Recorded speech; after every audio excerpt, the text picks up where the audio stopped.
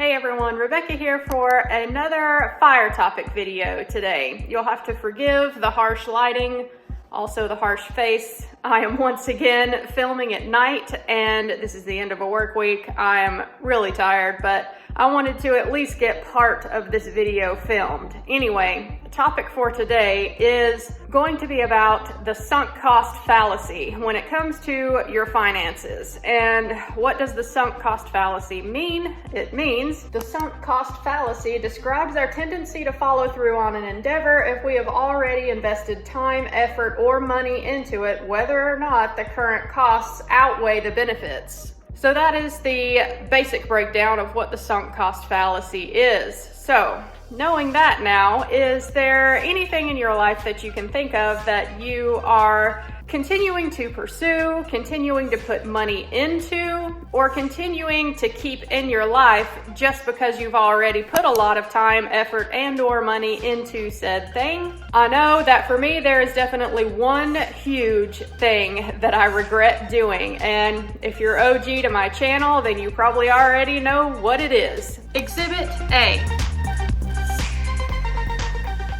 Yes, this is my bed that I bought in 2017 in October. And if you've been following me for a while, then you know that I paid almost $10,000 for this bed. That is correct. I like how they tell me they gave me a $2,200 discount as well. That's a nice touch. So now I'm just gonna get really weird and film the rest of the video laying here on this bed because this is going to be one of the last times that I actually use this bed. Y'all, I've had it for years now, paid way too fucking much money for this bed, and the reason I've kept it so long is 100% the sunk cost fallacy. I spent so much money on this bed that I felt like I owed it to myself somehow to hang on to this bed, even though I don't really want it anymore. If you're asking yourself why I bought such an expensive bed in the first place, I can give you a whole list of reasons why I justified purchasing this bed. First and foremost, I thought that it really would help me sleep a lot better since I am a third shift worker, and y'all know anytime I get the opportunity to work overtime, I take it. So I'm working myself to death, and it's really important that I sleep well during the day when I can. So that was the biggest factor, I would say. But also, they gave me a discount, right? And also, I got it interest free. And also, I can afford the payments, so I could afford the bed, right? And last but also not least,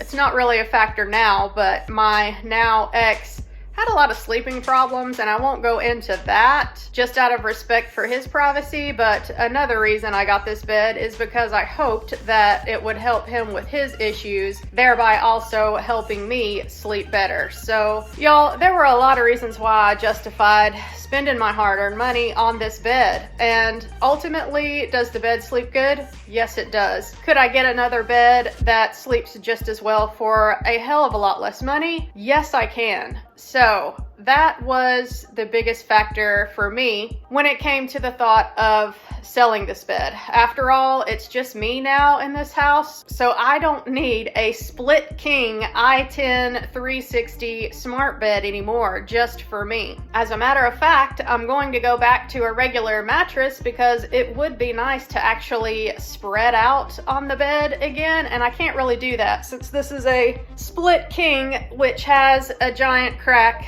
down the middle of the bed that spans the whole length. That way, each side of the bed you can raise and lower the feet and the head independently of each other based on however you like to sleep. And by the way, forgive the unmade state of the bed. I am actually breaking it down because I have had it listed for sale on Facebook Marketplace for a little while, and I actually do have a buyer for it. So they are hopefully coming to pick up the bed tomorrow, and that is the reason why I wanted to get at least part of this video done, is because I have my February budget review coming out in a few days, and y'all are going to see in that budget review that I've sold my bed, so I had some extra money to work with, right? So hopefully they are coming to pick up tomorrow, and if they do, then I can either go out tomorrow or Monday maybe and pick up a new bed. And if I'm able to do all of that, then y'all will know how much I spent to replace this bed. So how much did it sell for? When I posted it on Facebook Marketplace, I asked $4,500 for this thing. I thought about asking for $5,000, but there are a couple of issues with the bed. The foot warmers on both sides of this bed no longer work. So if somebody wants to replace those, then that's going to be an extra cost. Also, just the cost of breaking this giant bed down and moving it is going to be an endeavor in itself, so I had to also factor that in. Also, it's a used bed, you guys. I mean, that doesn't bother a lot of people, and really, if you think about it, if you've ever stayed in a hotel, then you have slept in a used bed, one that has been used by many people, not just one or two people. So anyway, this couple seems really nice, and they were fine with getting a good deal on a good quality bed that I just no longer need or really want. But given all of the hassle factors of getting this bed moved, they haggled me down to $3,500, and I'm okay with that because $3,500 is still a lot of money. It's nowhere near what I paid for this thing, but guys, you're not going to get retail price on a used item. And I do think that I will be able to get another bed for less than $3,500, so I can use that extra money for something else in the budget. Y'all will see what that is in the budget review. So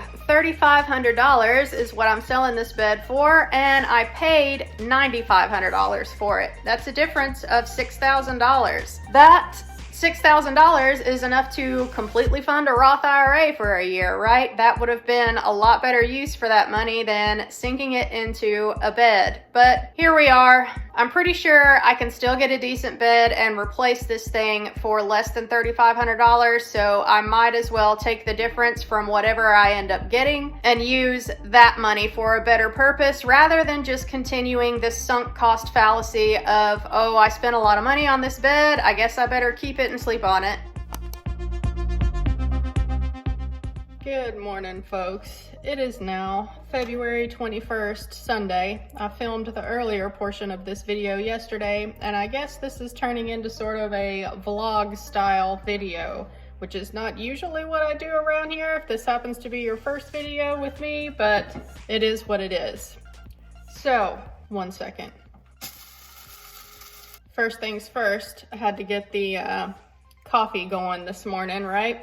Anyhow, I heard from the couple who wanted to buy my bed last night, and they are going to come pick up today. So I'm up early just to get everything else off of the bed and washed and finish straightening up around the house a little bit before they get here. So next I will show you what the room looks like all cleared out with the bed gone, and I've already done a little bit of looking around on Amazon as far as replacement bed goes, and I did find a platform bed that I think I'm going to use, and I'll show that to you guys in just a little bit. And then later today, hopefully I can also go out and go mattress shopping. The platform bed that I found on Amazon means that I don't have to have a box spring. I can go out and just buy a mattress and hopefully get it delivered today. Another fun thing I realized is that this week is going to be my long work week where I'm getting a lot of overtime. So it'll be important for me to get a new bed as quickly as I can. Otherwise, I am really not going to be sleeping good. So yeah, I will show you what I have planned on buying so far to replace the bed. And then later today, we'll go mattress shopping and see what we can find locally that I can hopefully get delivered today also. And it's gone. And it's gone. All we have left is the headboard. So I'm gonna go out to Big Lots and take a look around at the mattresses they have there just for comparison's sake, because I did find a local place that does mattress wholesaling, but they are by appointment only and he is out of town today until this evening, so I couldn't make an appointment for them until 6:30 tonight. So I kind of doubt that they're gonna be able to deliver a mattress to me today, but on the off chance that they are, I'm gonna go by Big Lots, take a look at their mattresses again just for comparison, and then I'll also take a look at the sheet sets they have there. And later on tonight, I will post that headboard for sale on Facebook Marketplace and see what I can get for it.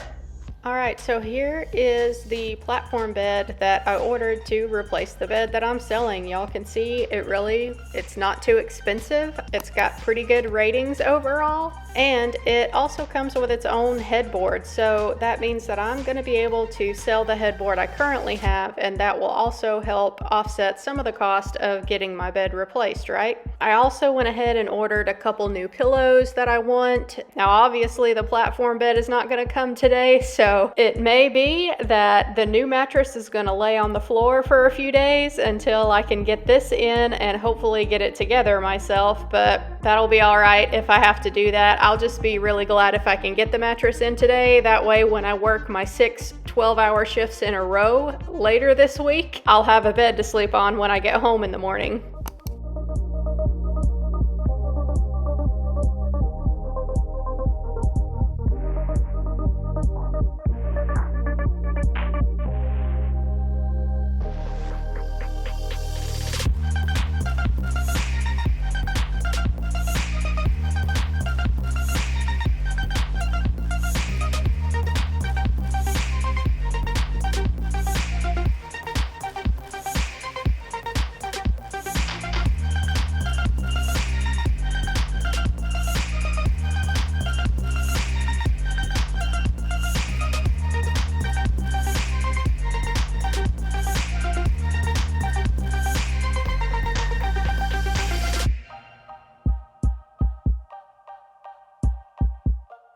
Okay, so I forgot to film while I was in there, but I did find a sheet set that will work just fine for me. Feels really comfortable, and it was only $25 from Big Lots, so yeah, that is not bad at all. I hope that it will fit whatever mattress I pick out later, but if not, I can always bring it back. And yes, I did also buy some candy for $1. Don't judge me, it's Shark Week. All right, folks, I have made it back home finally, and I did pick out a mattress from the wholesale mattress store. They were about the same price as Big Lots. I could have gone cheaper, but I didn't exactly like the quality for lesser than $800. So I picked out a mattress that was around $800, and between the tax and delivery fees and everything, all told, it was $856. So not bad at all. It is a nice pillow top mattress. Quite comfortable, if I do say so myself.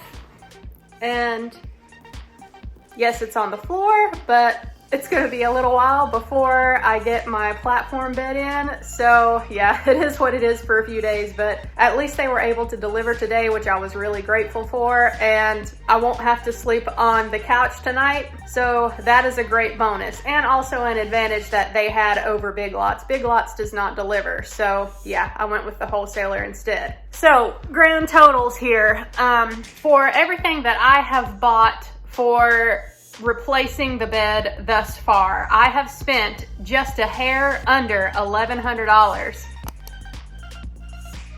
But if I am able to sell the old headboard that I won't need anymore for about $100, I'm hoping that I can get $100 for it. I would be fine with that. Then that means that I was able to replace my Sleep Number bed for less than $1,000, and that includes everything. The platform bed with the new headboard, the new mattress, new sheet set, couple new pillows, everything. So I am quite pleased with that. If I can get that headboard gone relatively quickly, that would be nice. Because if I have been able to replace my bed for less than $1,000 and I got $3,500 for selling my Sleep Number bed, then that leaves me with a $2,500 surplus. And if y'all have been following me for a while, then you know that that is half of what I need to finish funding my 2020 Roth IRA. So just being able to have half of what I need, that is great progress. And I'm glad that I was able to come up with that money by selling something around the house that honestly, I am glad to be rid of. That bed was a mistake when I first bought it. And now that I'm living the single life, it is definitely too much bed for one person to use. I mean, you can only sleep on one side of it at a time. So I just had no use to have a giant I-10 split king Sleep Number bed anymore. Anyway, this video is probably going to end up being super long. And like I say, I don't normally do vlogs, but I did definitely want to talk about the sunk cost fallacy because that Sleep Number bed was 100% a purchase regret that I just kept hanging on to because I spent too much money on it. And I didn't really intend for this to turn into a vlog, but it happened. Anyway, that should wrap it up now. And if you're around in the financial community here on YouTube, then yeah, I don't want to hear any more flack about spending too much money for my Sleep Number bed because it's gone now. Y'all know who you are giving me hell about that purchase. Anyhow, I hope y'all enjoyed this video and I will catch you in my next one. Bye guys.